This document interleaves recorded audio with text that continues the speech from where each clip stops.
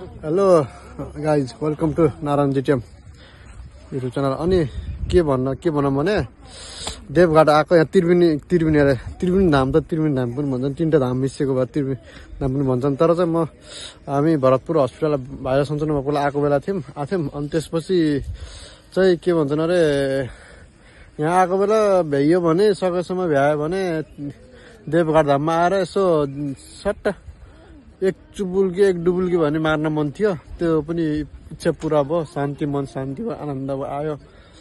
अनि ट्याक्क देवघाट धाममा आएर यसो नुहाएर जिउ शान्ति बनायो, आनन्द बनायो, मन शान्ति बनायो, शरीर छङ्ग बनायो। अनि त्यसै रोग व्याधि जति लगियो भनौँ न एक हिसाबले ट्याक्क बगुस जाओस् भनेर आयो, मन शान्ति हुने हिसाबले आनन्द गरेर पखालियो नुहाइयो। जस हामी यहाँ देवघाटमा पनि ठुलो धाम लगाएको भने पछिबाट थाहा भयो। हामी त्यही पनि आउन त मिल्ने थिएन, तर ठुलो उस थियो अरे क्या, ठुलो धाम लाग्थ्यो अरे यहाँ। अहिले पनि लगभग अहिलेको सबभन्दा ठुलो धाम भन्ने सुनेको थियो, पर्यटकहरू पनि धेरै आउनु पर्थ्यो अरे। हामी चाहिँ थाहा पाएन त्यही पनि। अनि पछि चाहिँ हिजो थाहा पाएको थियो मैले, हिजो थाहा पाएर नि आउन मिल्ने पनि समस्या थियो क्या, हाम्रो विविध कारणले आउन मिल्ने थिएन। त्यसले गर्दा चाहिँ त्यो विविध कारणको कारणले केही उस गरेन, सिर्फ नुहाइधुवाइ मात्र गरेर धामबाट निस्किनु लाग्यो। त्यो कसैले पनि यो भिडियो हेरेर फेरि यस्तो भयो भने यस्तो गरेको भनेर नसोचिदिनु होला, त्यति हो।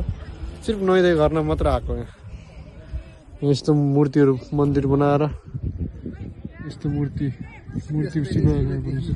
शिवजीको मूर्ति बनाएर उस गर्नुभएको चाहिँ ठ्याक्क लगाएर ट्याक्क देवघाट धाम दुईजना आएर यसो नुहाएर अब निस्किनु कपडा लगायो। कपडा अझ यहाँ छ क्या, अरू कपडा पनि लाउँदैछौँ।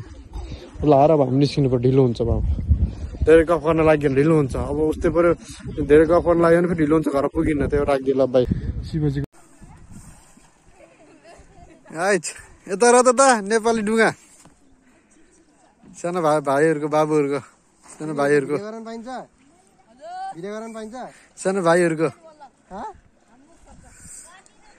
सानो भाइहरूको डुङ्गा